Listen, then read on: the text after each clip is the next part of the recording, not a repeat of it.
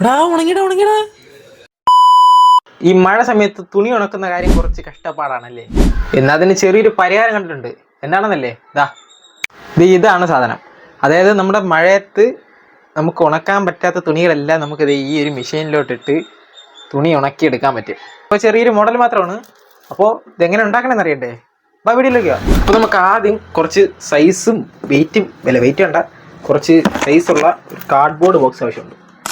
വിചാരിച്ചത്ര വലിപ്പം കിട്ടിയില്ല, എന്നാലും തൽക്കാലം മോഡലിന് വേണ്ടിയല്ലേ, ഇതൊക്കെ തന്നെ ധാരാളം. പിന്നെ നമുക്ക് ഈ ഒരു ബോക്സിൻ്റെ ഒരു വശം ഒന്ന് കട്ട് ചെയ്തെടുക്കാം. അതായത് ഈ ഒരു ലൈനിൽ അത്രയൊന്ന് കട്ട് ചെയ്യാം.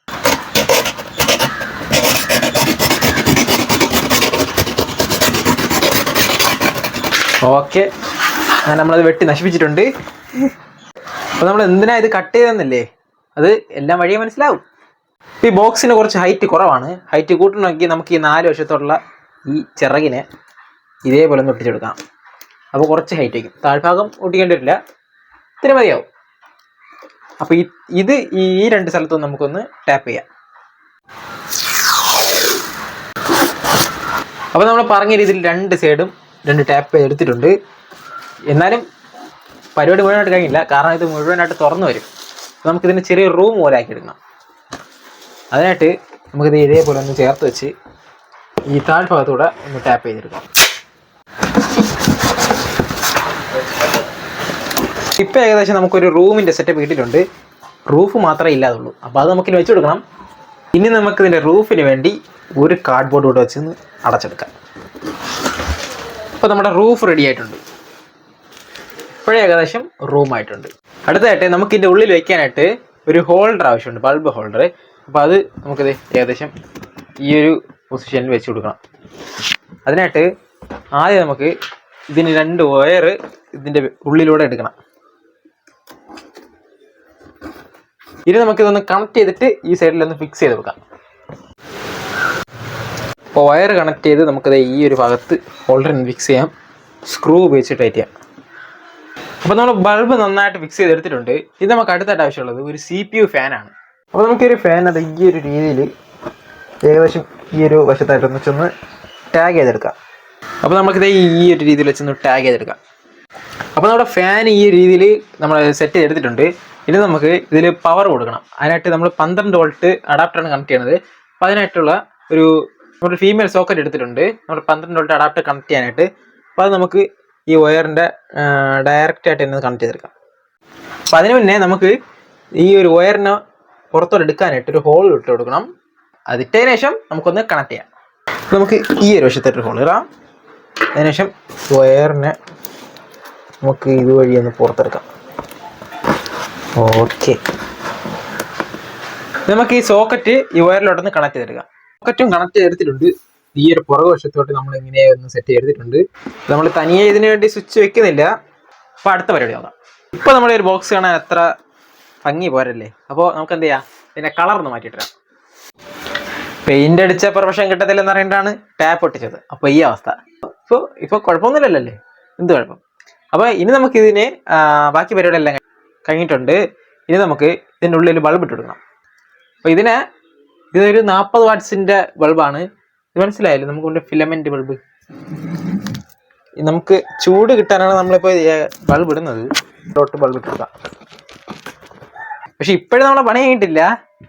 ഇപ്പോൾ ഏകദേശം ഒരു ഹാഫ് ഇൻക്യുബേറ്റർ പോലെ ആയിട്ടേ ഉള്ളൂ. ഇനിയും ഉണ്ട് ഇവിടെ. ഇനി നമ്മൾ ഒരു ചെറിയ സെറ്റപ്പ് കൂടെ ചെയ്യാൻ മറന്നുപോയി. അതെന്തായാലും എന്താണെന്ന് കാണിച്ചു തരാം. അത് ഇപ്പോൾ നമ്മളിത് വർക്ക് ചെയ്യുന്ന സമയത്ത് ഇതിൻ്റെ ഉള്ളിൽ എത്രത്തോളം ടെമ്പറേച്ചറാണ് വരുന്നതെന്ന് അറിയാൻ വേണ്ടിയിട്ട് നമ്മളിത് ഒരു ഡിജിറ്റൽ തെർമോസ്റ്റാറ്റ് എടുത്തിട്ടുണ്ട്.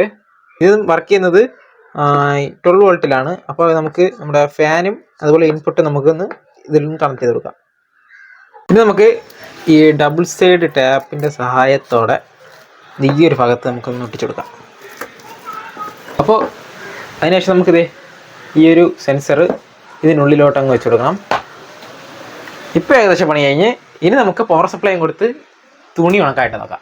നമ്മളിപ്പോൾ ഇതിനകത്ത് തുണി ഉണക്കാൻ ഇടാനൊരു സെറ്റപ്പ് വേണ്ടേ, അതിൻ്റെ ചെറിയൊരു പരിപാടി കാണിച്ചു തരാം. ഈ ഒരു ബാമ്പു സ്റ്റിക്ക് ഇല്ലേ, ഇത് നമുക്ക് ഒരു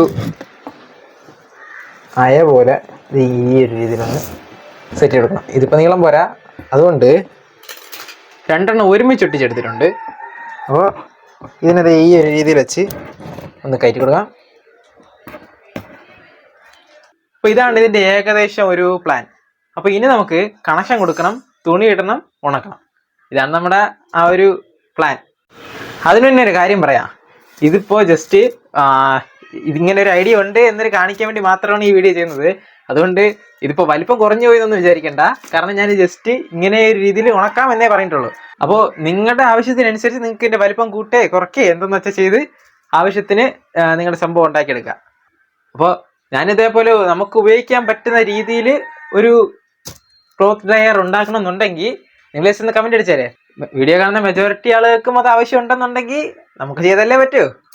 അപ്പോൾ എന്തായാലും ഇനി പറഞ്ഞ് സമയം കളഞ്ഞണ്ട, നമുക്കിനി വർക്കിംഗ് നോക്കാം. അങ്ങനെയാണ് ഇനി നമുക്ക് 2 കണക്ഷൻസും കൊടുത്ത് ഒന്ന് ഓണാക്കി നോക്കാം. ഫാൻ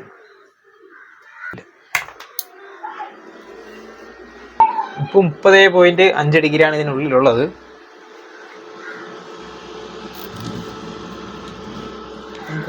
അതായത് ഇപ്പോൾ ഇതിപ്പോൾ നമ്മൾ ചെയ്തിട്ടുള്ളത് ഈ ഒരു ബൾബിൻ്റെ ചൂട് ഇതിനുള്ളിലേക്ക് വരുന്ന സമയത്ത് ഈ ഒരു ഫാനിൻ്റെ സഹായത്തോടെ ഇതിന് മുഴുവനായിട്ടൊന്ന് സർക്കുലേറ്റ് ചെയ്യും.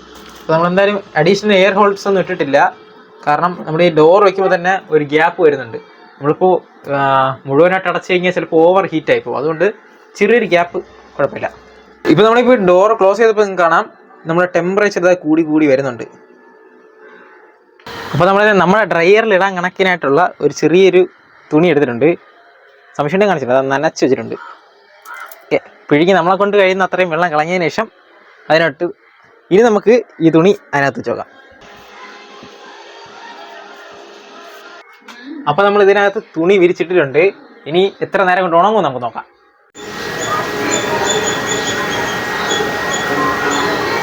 ഗൈസ്, അപ്പോൾ നമ്മളിത് ഉണങ്ങാനായിട്ട് ഇട്ടിട്ട് ഏകദേശം ഒരു 10-15 മിനിറ്റ് ആയി തോന്നുന്നു. ഏകദേശം ഒരു 10-15 മിനിറ്റ് തന്നെ, മാക്സിമം 15 മിനിറ്റ്. അപ്പോൾ നമുക്കിനി എന്തായാലും ഒന്ന് ഓപ്പൺ ചെയ്ത് നോക്കാം. ഉണങ്ങിയിട്ടുണ്ടോ ഇല്ലെന്ന് അറിയത്തില്ല, എന്നാലും നമുക്കൊന്ന് ചെക്ക്. നമുക്ക് ആദ്യം സ്വിച്ച് ഒന്ന് ഓഫ് ചെയ്യാം.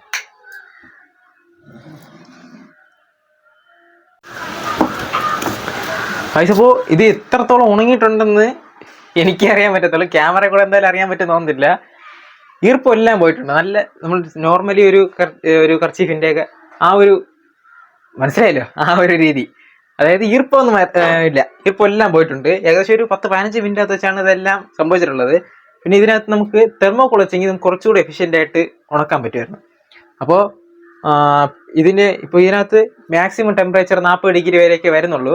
അപ്പോൾ അത് പോരാൻ തോന്നുന്നു. അതൊക്കെ ഉള്ളതുകൊണ്ടായിരിക്കും കുറച്ചുകൂടി ടൈം ലാഗ് ആയത്. കുറച്ചൊരു ടെമ്പറേച്ചർ നിന്നിട്ടുണ്ടെങ്കിൽ ഇതിനേക്കാളും വേഗത്തിൽ ഉണങ്ങി കിട്ടും.